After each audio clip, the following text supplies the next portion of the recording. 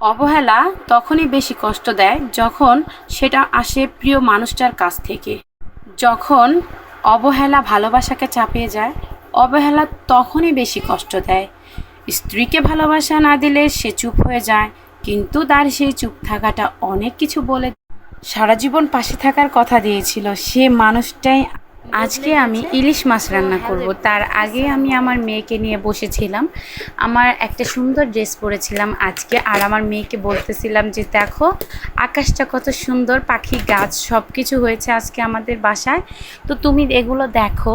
তাই আমার মেয়ে আস্তে আস্তে এগুলো বোঝা শিখে গিয়েছে। তার জন্য যে রান্না করা হবে ইলিশটা, তো সেই ইলিশটাকে আমি প্রথমেই কেটে নিচ্ছিলাম।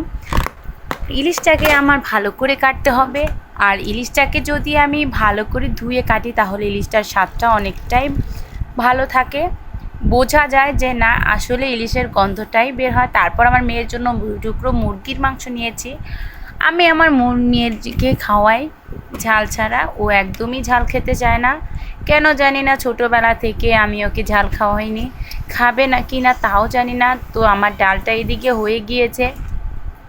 তো একা বাড়ির বউ, তো আর কি করার, সব কিছু তো একা হাতেই সামলাতে হবে। বাড়ির একমাত্র বউ হওয়া যে কতটা কষ্টের, সেটা যারা একমাত্র হয়েছে তারাই জানে। আমি মশলাগুলোকে গ্রেভি করে নেব। আজকে স্পেশাল করে আমি ইলিশ রান্নাটা করব।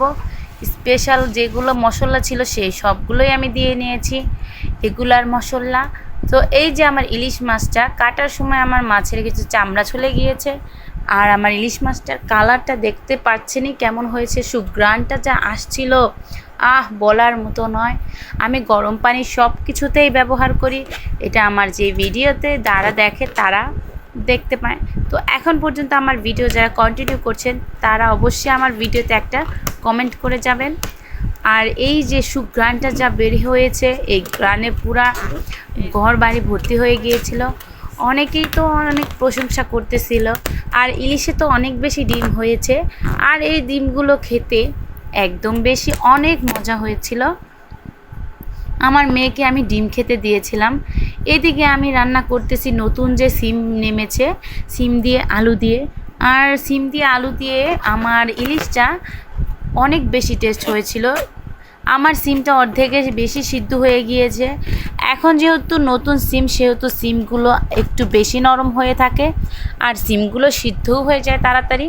মাছগুলোকে ঢেলে দিয়ে আমি এটা নাড়াচাড়া করব।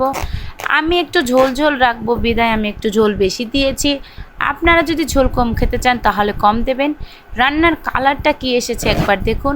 এদিকে তো জামাই মশাই এসে হাজির, সে বাজার নিয়ে এসেছে এত এত। তার যেদিনই ভালো লাগে সে সেদিনই বাজার করে নিয়ে আসে। আমরা কি খাই না খাই, কি খাবো না খাবো সবই তার মাথায় থাকে, শুধু আমার মাথায় থাকে না সে কি খাবে। এটাই হচ্ছে দুটো বাচ্চার মায়ের কষ্ট। সো এই যে এক পর্যায়ে আমি ভাত রান্না করে নিয়েছি, ভাত রান্না করা শেষ। আমার তরকারি আমি এবার আমার জামাইকে খেতে দেব। আর এই যে আমি নিয়েছি একটা মাছ দিয়ে, আমি আবার খাবারটা আগেই খেয়ে নেব। সবাই ভালো থাকবেন।